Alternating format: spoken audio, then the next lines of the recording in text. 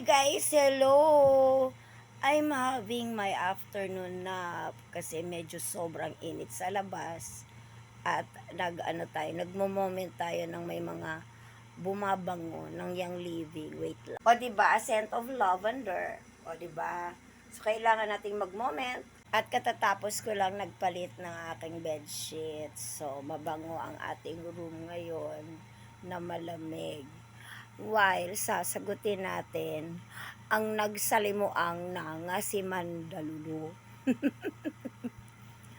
Natatawa ako mga kaibigan. Si Mandalulu, pilit niyang tinitwist ang mga kwento. Hindi naman niya sinasama kung ano yung sinasabi ko tungkol sa kanya. Siya daw ang dinadaot. 'Di ba? Ang namumulbo-mulbo kasi ako. Napupulbo kasi talaga ako pag humihiga. But anyway, Mandalulu, kaawa-awa ka. Kagaya niyang sinasabi mo na may nakatira sa kondo ni Alfred. Meron naman talaga, pero hindi lalaki. Babae, shibum. Shibum ang nagme-maintain sa kwarto ni Alfred sa unit. Ikaw, asan si Batch? At bakit hindi mo kinakagat? Ha? Yung sinasabi ko na kung hindi ka kinik out ng iyong asawa at ng iyong mga biyenan dahil nakikipag-live-in ka kay Batch kahit nagkakasakit-sakit yung bunso mo, 'di ba? Inuna mo si Batch. Kaya ka nga nagkautang-utang na pati ng retirement ng iyong ama ay napunta dun sa kaso mo.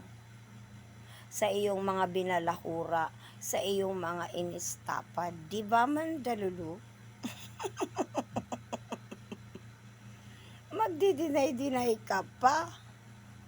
Magagagawa ka pa kwentong Roy.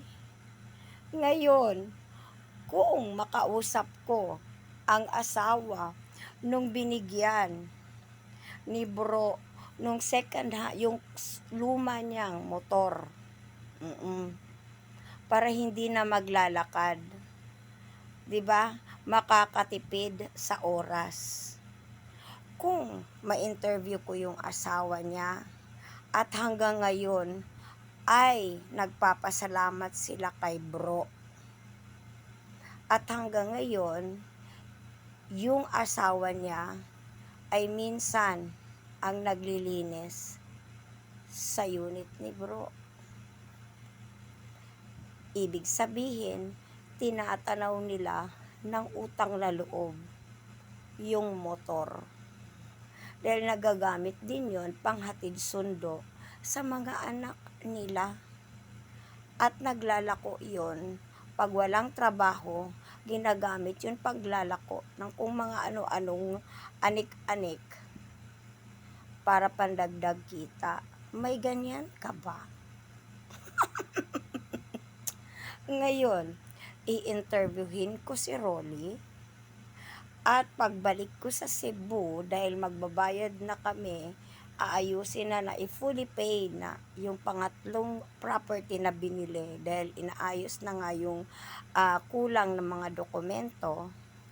I-interviewin ko yung nakatira sa kondo, pati na yung nasa baba kung saan ka magbabayad ng association. Diyos, gusto mo yon? Pati yung asawa nung binigyan ng motor ni bro. Gusto mo yan? Mag-antay ka kung matrace ko si Batch. At may kumukontak na sa akin na kapitbahay nyo noon sa Tarlac.